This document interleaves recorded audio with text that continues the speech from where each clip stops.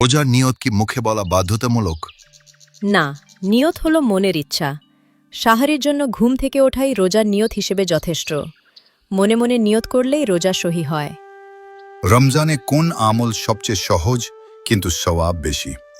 জিকির করা, দরুদ পড়া, আর কাউকে কষ্ট না দেওয়া। এই ছোট আমলগুলোই রমজানে পাহাড়সম সওয়াবের কারণ হয়।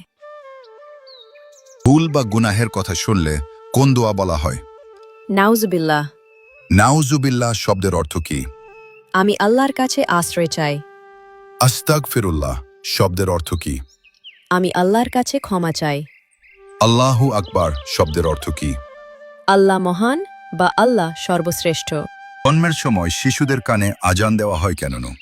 যাতে শিশুদের কানে প্রথম শব্দ হিসেবে আল্লাহর বরত্ব ও তাওহীদের বাণী পৌঁছায়।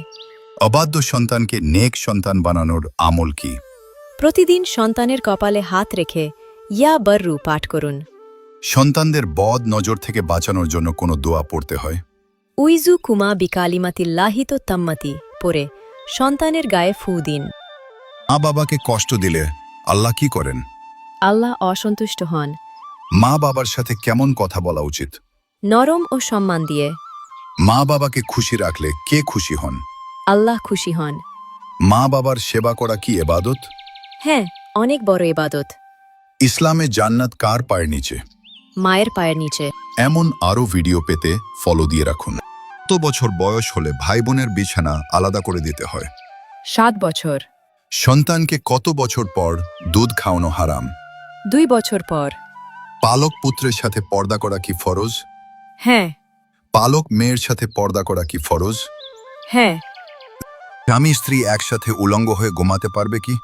হ্যাঁ, স্বামী স্ত্রী একে অপরের জন্য হালাল। স্বামী স্ত্রীর সম্পর্ক কি ইবাদতের অন্তর্ভুক্ত হতে পারে? হ্যাঁ, নিয়ত সঠিক হলে তা ইবাদত হয়ে যায়।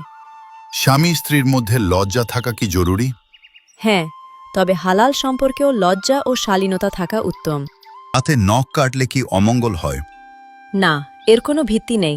এটি সম্পূর্ণ কুসংস্কার। ভাঙা আয়নায় তাকালে দুর্ভাগ্য হয়। এটি কুসংস্কার, এর কোনো ভিত্তি নেই। চোখ লাফালে কিছু ঘটবে, এটা কি সত্যি? না, এটা শারীরিক কারণ। রাতে সিটি বাজালে জিন আসে? না, এটা গল্পকথা। ঝাড়ু পায়ে লাগলে অশুভ হয়? না, এটি একটি সামাজিক কুসংস্কার।